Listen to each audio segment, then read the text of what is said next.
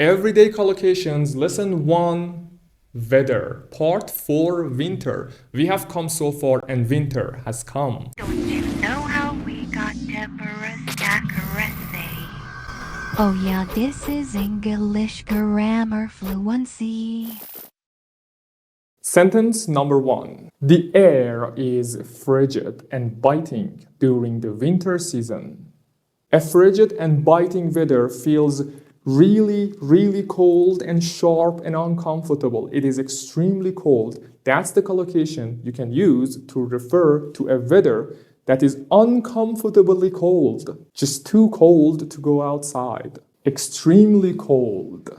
Next up, the temperature plunges, often falling below freezing. The temperature plunges. Plunge, that's a C1 vocabulary looking you right in the eyes. Plunge means to fall sharply. Do you remember soar from the part 2? If something soars, it goes high as fast as possible. It just increases extremely quickly. Plunge is the opposite, is the antonym for soar. Now, the temperature plunges often, falling below freezing. Everything freezes up and the weather is freezing cold. Freezing cold is the absolute opposite of scorching hot. The temperature plunges often below freezing. The brisk wind chills make it colder than the actual temperature. The brisk wind chills. Brisk wind chill is a very strong wind that blows in cold weather and makes you feel much colder than the actual temperature. It's a brisk wind chill. Brisk means fast and full of energy. Don't you know how we got the brisk accuracy? Don't you know how we got Deborah's accuracy? Oh yeah, this is English grammar fluency. Brisk means fast and full of energy, and you usually do stuff briskly when you are in a hurry, when you're late and you do stuff briskly in order to get them done fast. When was the last time you did something briskly? Go ahead and comment. The brisk wind chill makes it colder than the actual temperature. Let's move on. Many plants become dormant, conserving energy until warmer weather returns. Many plants become dormant. If plants become dormant, first of all, dormant means inactive, not active.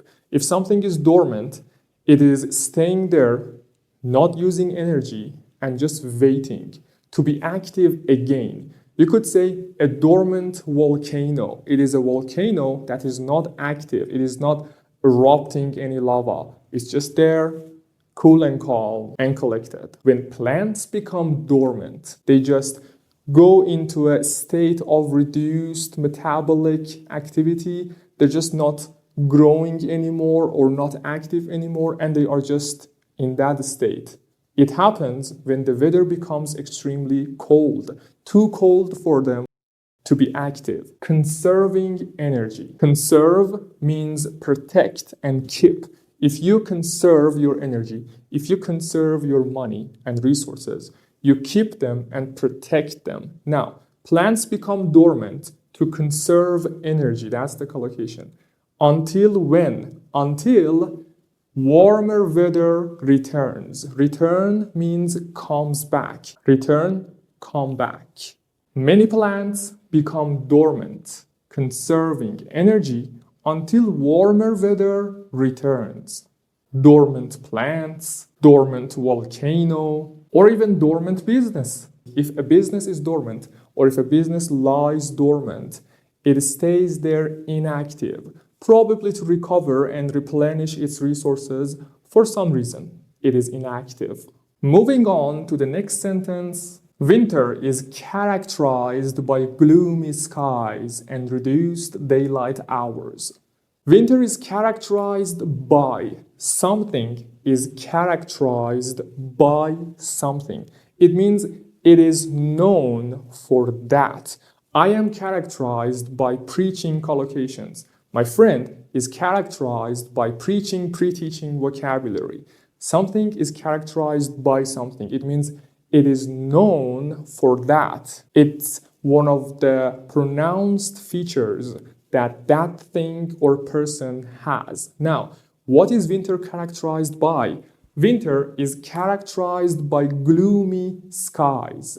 Gloomy skies, also referred to as overcast skies or gloomy skies. It is covered with a lot of dark and deep and dense clouds, and it gets little sunlight. It's gloomy. It kind of feels sad and depressing to some people. I'm totally fine with it. I actually like cloudy weather. Winter is characterized by gloomy skies and reduced daylight hours.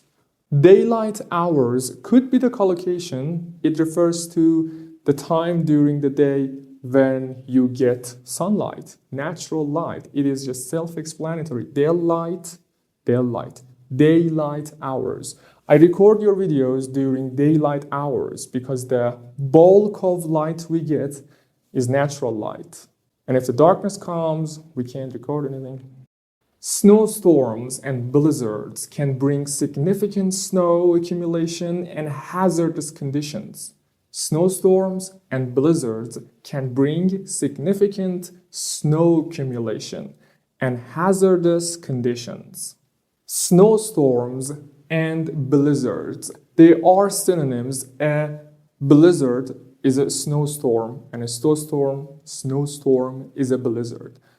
But what do they mean? Snowstorm or a blizzard is a condition in which it's extremely cold and there are strong winds and heavy snowfall. So there is a heavy snowfall and strong winds, fierce gusts.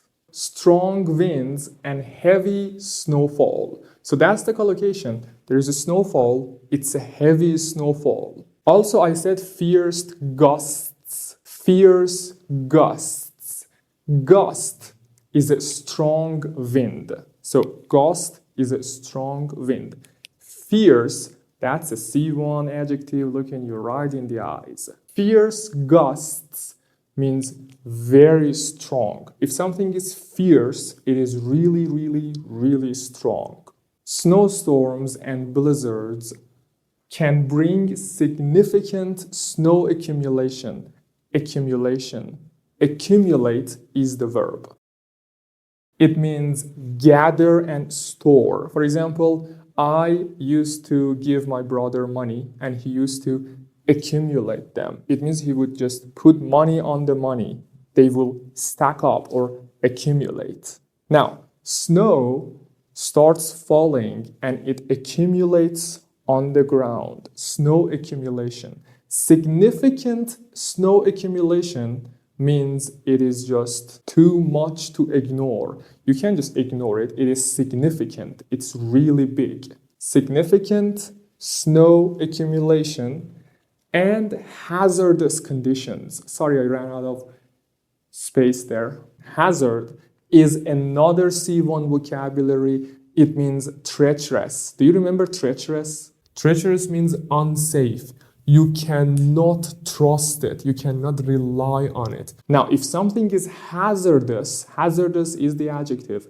It means it is dangerous and unsafe, and it could be really, really, really harmful and malevolent. That's it. You did it. You came so far. Be proud of yourself. I'm proud of you. Go ahead and practice these idioms and collocations about winter and its cool vibes. Also answering these questions. What good is winter and what's winter like in your region? That could be the topic of discussion between you and your friends and your fellow English learners. Don't you know how we got Deborah Stackerese? Oh yeah, this is English grammar fluency.